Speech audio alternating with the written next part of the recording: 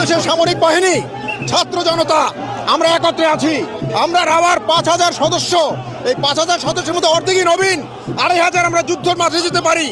আর এর সাথে যদি ৩০ লাখ ছাত্র জনতা যোগ হয়, তাহলে ভারত তো দূরের কথা, আমেরিকাও আমাদের সাথে টিকবে না ইনশাআল্লাহ। আমি মেজর শরীফ, আমি বলে দিচ্ছি ভারতকে যে ট্রেনিং আমরা নিয়েছি, যে যুদ্ধ আমরা করেছি, আমরা শুধু 2 লক্ষ সৈনিক না, আমাদের সাথে 18 কোটি জনগণ আছে। আমাদের ট্রেনিং, আমাদের দক্ষতা ভারতের চেয়ে অনেক বেশি। আমরা যদি একবার সাহস করে আমার দেশকে যুদ্ধ করবে, আমরা বলে দিচ্ছি 4 দিনের মধ্যে আমরা কলকাতা দখল করে নেব। আমরা দখল করে নেব, আসাম দখল করে নেব। সাবধান হয়ে যাও, আমরা এখনো বেঁচে আছি। আমরা অবসরপ্রাপ্ত সৈনিক, আমরা ট্রেনিং জমা দিয়ে নাই, আমরা আকাশ থেকে ঝাঁপ দিয়ে পড়তে পারি, আমরা কমান্ডো। একবার যদি চিন্তা করো বাংলা আঘাত করবা, আমরা বলে দিচ্ছি 7 দিনের মধ্যে কলকাতা, আসাম, ত্রিপুরা আমরা দখল করে ফেলবো। আমরা সৈনিক, আমরা মরে যাই নাই, আমরা সৈনিক, আমরা ট্রেনিং জমা দিয়ে নাই। আমি লন্ডনে থাকি, আমি লন্ডন থেকে এসেছি, পাশে আমার কথা বলে আমরা বলে দিচ্ছি, আমরা ইন্ডিয়া, আমরা মোদি, আমরা তোমাদের বলে দিচ্ছি। আচ্ছা দর্শক, বলুন তো এদেরকে দেখে কি মনে হয়? মনে হয় কখনো কি এদেরকে ভূতে ধরেছে? কখনো মনে হয় কি না এদের ভূতে ধরেনি, এদের পাগলা কুকুরে কামড়াইছে? কখনো মনে না পাগলা কুকুরেও কামড়ায়নি, এদেরকে মনে হয় পাগলা কুকুরের রক্ত ইনজেকশনের মাধ্যমে শরীরে ঢুকে দেওয়া হয়েছে। কখনো এইভাবে মনে হয় না এদেরকে? এদের আবহাওয়া, এদের নক্ষত্র, এদের চাল চরিত্র দেখে কি তাজ্জব ব্যাপার! কিভাবে বলছে, মনে হয় যে লন্ডন থেকে আসছি আমি বাংলাদেশকে স্বাধীনতা করার জন্য, 4 দিনের মধ্যে কলকাতা দখল করে নেব। আমরা একদম ওরকমই কমান্ডো, আমাদের শিক্ষা প্রযুক্তি অনেক উন্নত বাংলাদেশের থেকে, মানে এমন বলছে আর এমন এভাবে করছে, ঠক করে। মনে হয় কি বলবো দর্শক, মনে হয় রক্ত বইছে পাগলা কুকুরের, ভূতের। এভাবে কি তাজ্জব ব্যাপার! বেশ বয়স্ক হয়েছে, এখন ঠান্ডা মাথায় থাকো, শান্তিতে বাস করো, সেটা না। এদের মতো লোকরা না, এর আগে আমি ভেবেছিলাম যে হয়তো বাংলাদেশের ইয়ং জেনারেশন এভাবে মানে একটা ফালতু কথায় মেতে আছে যে ইন্ডিয়াকে করব, কলকাতাকে দখল করে নেব। আমি মনে করেছিলাম যে প্রথমে ইয়ং জেনারেশন, কিন্তু এখন দেখছি যে না, শুধু ইয়ং জেনারেশন না, এইসব ফালতু ভূতে ধরা বয়স্করাও এইভাবে ওই ইয়েতে সামিল। মানে বুড়া, বাচ্চা, জওয়ান, কারো হুঁশ জ্ঞান নেই। মানে সবাই যেমন পাগলা কুকুরে সবাইকে কামড়িয়েছে, ভূতে ধরেছে, তাজ্জব ব্যাপার। এভাবে করছে, মনে হয় যে ভারতের কোনো কিছুই নেই, একদম সাদাসিধা। সেখানে কোনো নিরাপত্তা নেই, সেখানে কোনো সৈন্যবাহিনী নেই, সেখানে কোনো আর্মি নেই, সেখানে হেলিকপ্টার বা ফাইট যুদ্ধ নেই, বিমান নেই, কিচ্ছু নেই। মানে একটা খোলামেলা দেশ, কোনো নিয়ম শৃঙ্খলা নেই, কোনো আর্মি নেই, কোনো বন্দুক বোমা কিছু নেই। যাবো আর হুমকি দেবো, বাস হয়ে যাবে। যাবো আর কলকাতাকে হুমকি দেবো, ইন্ডিয়াকে হুমকি দেবো, বাস ইন্ডিয়া কাবু।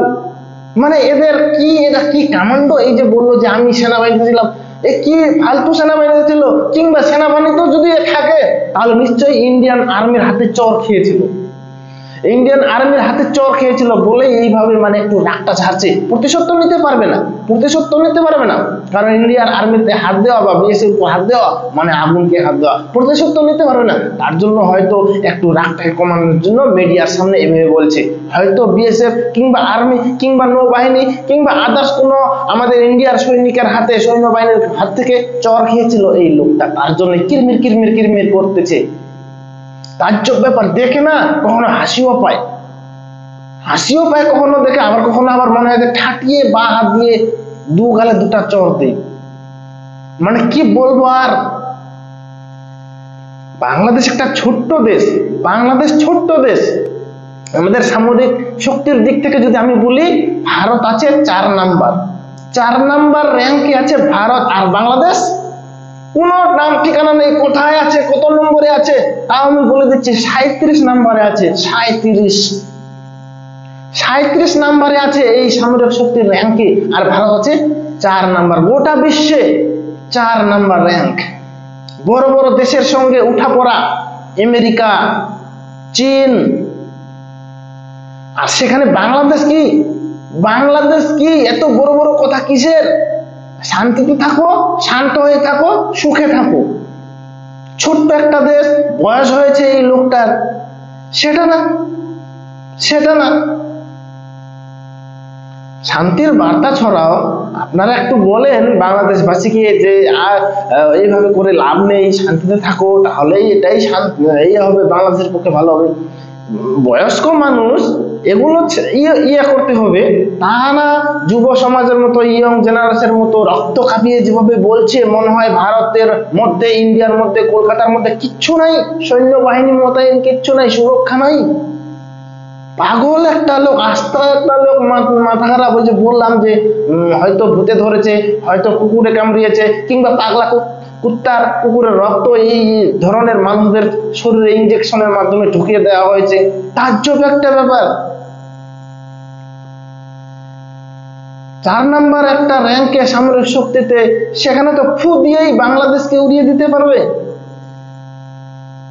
এমন কতগুলো সামরিক যুদ্ধ আছে, মানে যুদ্ধের সরঞ্জাম আছে, বাংলাদেশ তো ওগুলো চালাতেই পারবে না। এই যে বড় বড় যে আমরা যুদ্ধের ক্ষেত্রে বড় বড় মেশিন গুলো দেখি, হ্যাঁ, বড় বড় মেশিন গুলো, সেখান থেকে বোমা বার হয়। একটা বোমা যদি কোথাও পড়ে, তাহলে বেশ কয়েকটা জায়গায় একদম হয়ে যায়, ক্ষতবিক্ষত হয়ে যায়, এবং কি সাথে অনেকগুলো মানুষ মারা যায়। সেই মেশিন গুলো তো চালাতে পারবে না বাংলাদেশের আর্মি গুলো, বাংলাদেশের নৌবাহিনী, সেনাবাহিনী গুলো। এইভাবে বড় বড় কথা বলে কি মুখের সুরসুরিটা মারছেন নাকি? মুখের সুরসুরিটা মারছেন বড় বড় কথা বলে। আর হয়তো এর আগে যে আমি বললাম, হয়তো বিএসএফ আমাদের ইন্ডিয়ান সৈন্যবাহিনীর হাত থেকে হয়তো চর খেয়ে এসেছেন, তার জন্য রাগটা ঝাড়ছেন। হতে পারে, এটা কি দর্শক? হতে পারে না? হতে পারে। কোথায় একটা বাংলাদেশ ছোট্ট দেশ, মানে কি বলবো, বলার আমার ভাষা নেই। সব ধরনের কথা বলে ফেলেছে বাংলাদেশ সম্পর্কে। সোশ্যাল মিডিয়া থেকে, সরকার থেকে, জনসাধারণ থেকে শুধু খালি ইন্ডিয়ারই মানে প্রতিশোধ নেওয়ার ধান্দা, নিতে তো পারবেই না। তবু মানে আর কি একটু রক্তটাকে ঠান্ডা করার চেষ্টা করতেছে, করো, কিন্তু বেশি বাড়াবাড়ি করো না। বেশি বাড়াবাড়ি করলে ভবিষ্যৎ খারাপ, অন্ধকার। দর্শক, আপনাদের মনে কি হয়, কি হচ্ছে? আপনি কখনো হাসছেন, কখনো আবার রাগ হচ্ছে না আপনাদেরও এই ধরনের কথাবার্তা শুনে? দর্শক, কমেন্ট বক্সে অবশ্যই কমেন্ট করে জানাবেন আপনাদের হাসি পাচ্ছে না রাগ হচ্ছে না রক্ত গরম হচ্ছে। কমেন্টে অবশ্যই কমেন্ট করে জানাবেন। তো দর্শক, আজকে এটাই ছিল একটু ভিডিও বাংলাদেশ সম্পর্কে। আশা করি হয়তো এটাতে মজা পেয়েছেন, কিংবা একটু হয়েছে আর কি। তো যদি ভালো লাগে ভিডিওটাকে লাইক, কমেন্ট, শেয়ার, সাথে সাবস্ক্রাইব। ঠিক আছে, দেখা হচ্ছে পরের ভিডিওতে। ভালো থাকবেন, সুস্থ থাকবেন, বাই।